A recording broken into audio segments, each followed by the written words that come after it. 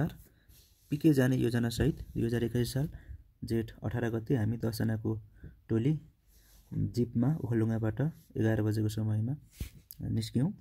योजना मुताबिक धापबाट अफरोडको बाटो सिगानी हुँदै झाप्रे पुग्ने र त्यहाँबाट पैदल यात्रा गर्ने सोचसाथ अगाडि बढेकोमा सिगानेमा बाटो बिग्रेर अगाडि जाने अवस्था भएन र त्यसपछि हामीले योजना फेरेर अब बाखुरबाट अगाडि जाने नयाँ बाटो जाने योजना बनायौँ।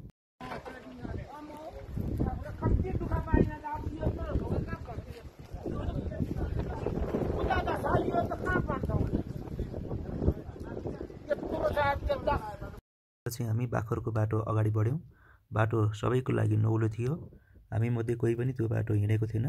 हामी बीचबीचमा बाटो बिराउँथ्यौँ र मान्छेलाई सोध्दै फेरि अब फर्किँदै त्यसरी हामी अगाडि बढ्यौँ।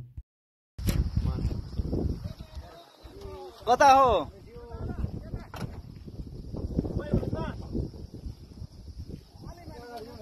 यस्तो केही होइन कि यहाँ सुन्नु न, यहाँ सुन्नु, यो 9 नम्बर हो, 9 आएपछि 10 आउँछ उतै जान्छ। यो बाटोमा मान्छे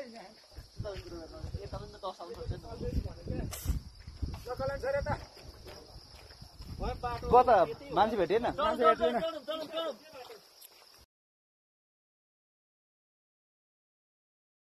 झाप्रे पुगेपछि भने हाम्रो हौसला बढ्यो। त्यहाँबाट छोटो माने बुलबुले बौद्ध हुँदै लाम्जेसम्म जिपमा नै गयौँ। लाम्जे पुग्दा साँझको 5:30 बजेको थियो।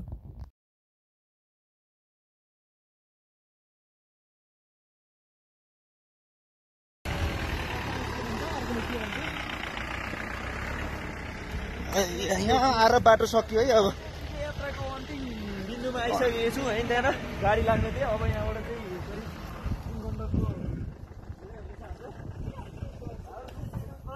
गाडी चलाउनमा चाहिँ है।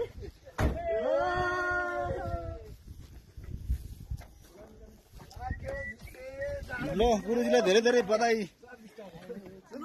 फटाफटी रोकिने काम छैन यहाँ त। हिँडिहाल्ने तिनीहरूले रोकिने काम छैन। टोपी लागेको छु, पन्जा लागेको छु, ज्याकेट लागेको छु। साँझ पर्न लागेको थियो। हाम्रो गन्तव्य पिके बेस क्याम्प थियो। त्यसकारण हामीले त्यहाँ कुनै पनि ढिला नगरिकन अब त्यहाँबाट अगाडि बढ्यौँ। हामी सामसिङ भन्ज्याङ हुँदै रातको 8 बजे 1.5 घन्टापछि पिके बेस क्याम्प पुग्यौँ।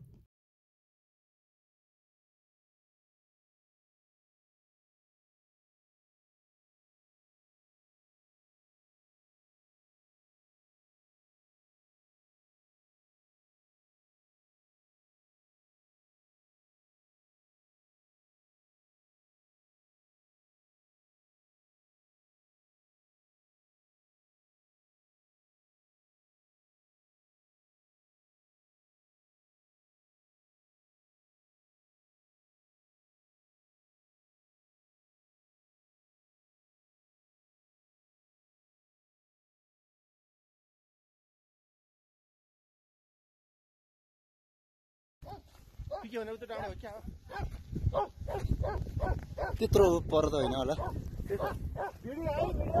मास्तिर चाहिँ पर्ला। हामी आएकोबाट उयो तल्लो हो कि यो?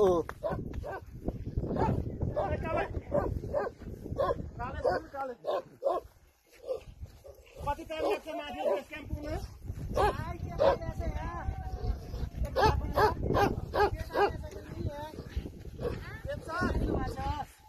1 घन्टा है, 1 घन्टा चौडी हो।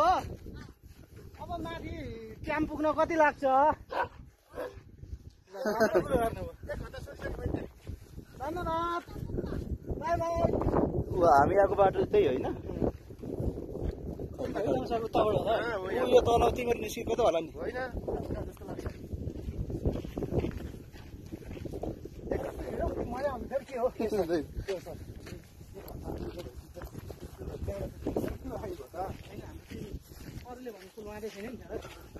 बिहान 1 घन्टा त्यहाँबाट त्यति मुला तराई कहाँ कहाँ होला नि? त्यो स्टामिना नभएको पऱ्यो कि कलेज बाइक त्यही स्टामिना नभएको रे। बाटोबाट बाइक ल्याएको रे।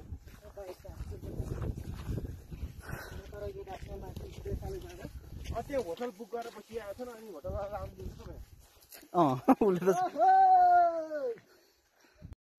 त्यो दिन त्यहीँ टुङमा बाजेकोमा बसेर भोलिपल्ट बिहान हामी पिके पिकको कठिन यात्रामा लाग्यौँ।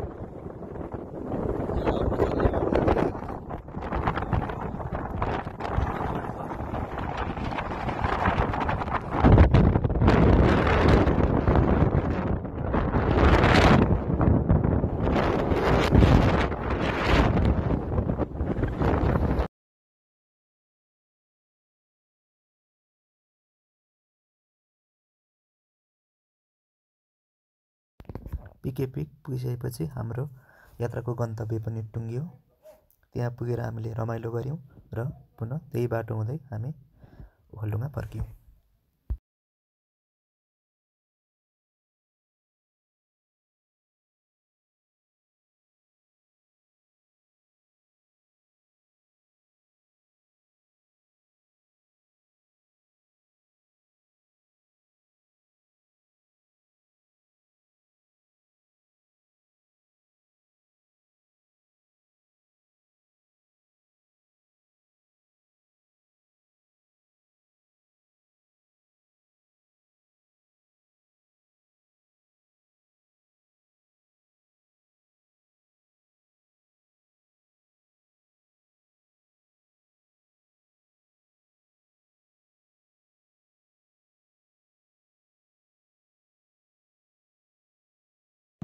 हेर्नु होला हाम्रो गुरुजीको ड्राइभिङ एकदम यो पिके पिक घुमेर आउँदै गर्दा हाम्रो गुरुजीले त्यसरी गाडी चलाउँदै हुनुहुन्छ।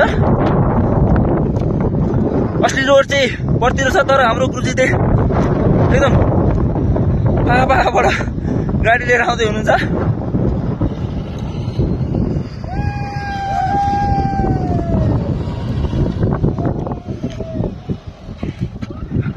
गुरुजी रक्स।